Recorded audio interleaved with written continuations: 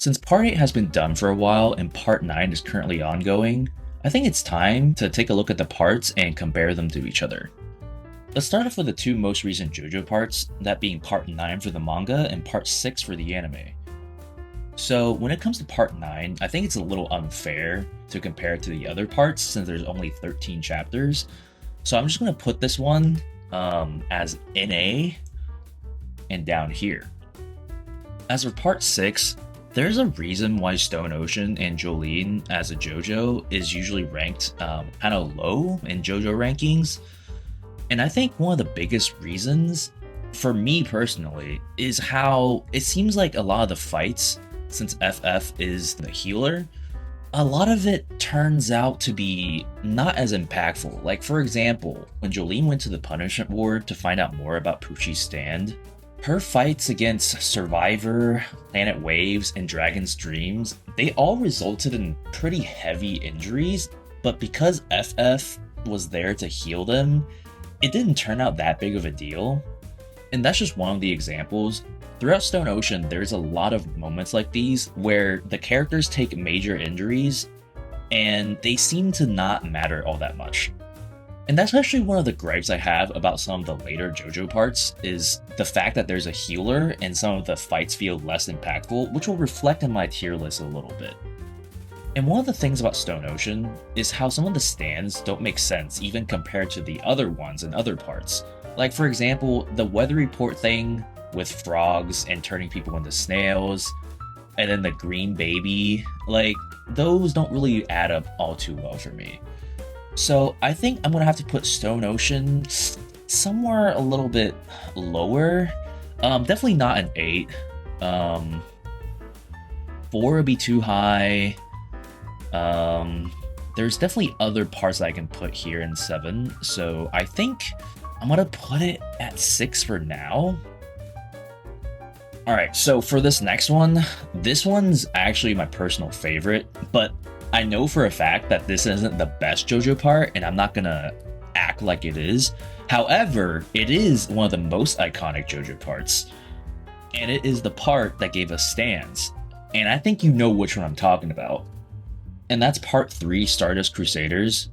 This one has a lot of memes coming from it, and it's just so iconic. You know, the Jotaro versus Dio, the Joseph, oh my god, memes, and then the list just goes on and on. So I really think Part 3 is an iconic part, but I do think it suffers from the fact that it is a little drawn out due to the fact that the Crusaders had to fight all the Arcana and then the Egyptian gods and then this whole journey through Europe. And it just feels like it drags on a little bit in comparison to the other parts, because the other parts are a lot more fast-paced and compact. Like I said, I can't put this at number 1, even though, you know, it is one of my favorites. And it being so iconic, I can't put it lower than Stone Ocean. I think for now, I'll have to put it somewhere towards the top. Again, not the first one, but let's put it on number 2 for now. And I think this will change later. But for now, let's put it at number 2.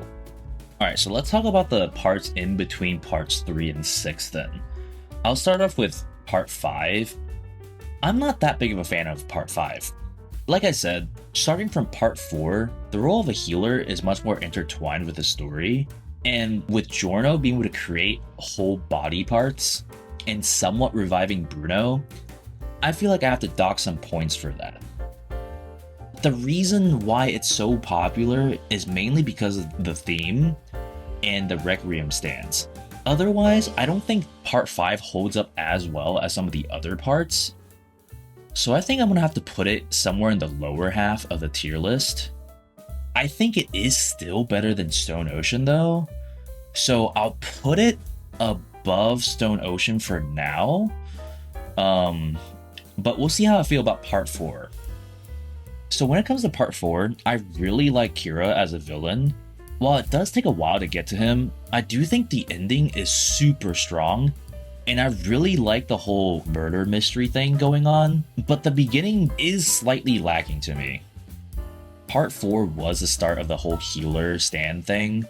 While Josuke can't heal himself like Giorno does, it does diminish some of the impact of some of the fights in the series. The same problem I have with parts 5 and 6. I do think it is one of the better parts, so I think I'll put it in the top half. And I know this will probably be a little bit controversial, but I think part 4 is slightly worse than part 3. Maybe I'm biased, but part 3 feels a little bit more impactful, which is why I'm putting part 4 below part 3. Alright, now that we have parts 3 to 6 sorted, I think it's time for me to drop something very controversial. I think Steel Ball Run belongs in the lower half of JoJo parts. So my reason for that is that it feels like it rehashes a lot of the stuff from the original universe, and I think it lacks in creativity a lot. With part 7, it seems to just reuse a bunch of the stuff that's already happened. Like, you know, we see Johnny as Jonathan, we see Dio again, and he uses the world, and a lot of those things just make it feel very uninspiring. I'm gonna have to do something very controversial and put part 7 not at dead last, but maybe second to last. Now that I've dropped that bomb on you guys, let's go back and finish the original universe before we, finish it out with Jojolion. Working backwards, let's go to part 2. I feel like part 2 is one of those where you love it or hate it. There's no in between. And I think fans don't give it enough credit. Young Joseph was very funny, charismatic, and clever. And it's the last time we saw Haman being used.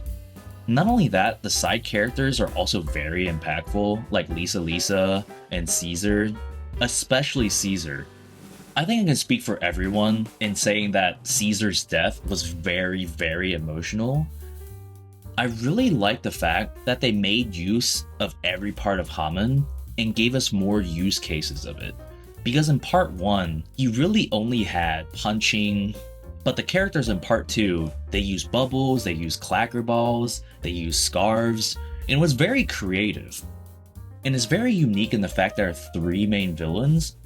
AC/DC, he was the one who caused Joseph to go on this Haman training and everything that happens in between. And then Wamu, one of the best JoJo villains in the whole series. And then Cars, the ultimate being. And because of all these things I just mentioned, I think I'm gonna have to put this pretty high up. It is most definitely better than part 5, and I think it's better than part 4, in my opinion. So I think I have to put it above part 4. So that means I have to move this down. And biases aside, I do think part 2 is better than part 3. Although it is not the best part. I already know what the best part is in my mind. It has always been undeniably the best part of the series. And that would be none other than, drumroll please, Phantom Blood. This is where everything started. The whole Joestar family, the series of JoJo, everything. If we didn't have part 1, we wouldn't have everything else. And because of that, it by default has to be the best part. This is where everything began. I mean, let's take a look at Dio. He's basically involved in almost every single part. That's how impactful Dio was as a character. And of course, Jonathan as well, because of the whole bloodline thing. And that's why part 1 is the best part, objectively. So now there's only one more part left, part 8. There is only one more slot left, so I think I'm gonna have to put it here. It suffers from the same lack of creativity, having their universe being reset. I mean, let's be real, there's 4 Josuke's in part 8. Like, how unoriginal can you be when you have 4 characters with the same name? You get Kira again, you got 2 other characters that are just gender swapped, and don't even get me started on Go Beyond. It just seems like the main character broke the 4th wall. So in my opinion, because of its lack of originality and how long it took before we got into the main conflict with the rock humans, I think putting this as the 8th spot is only fair. So this is all the JoJo parts ranked in order, and if your ranking's different, let me know what your ranking is down in the comments below. And until next time, Wong Diggity out.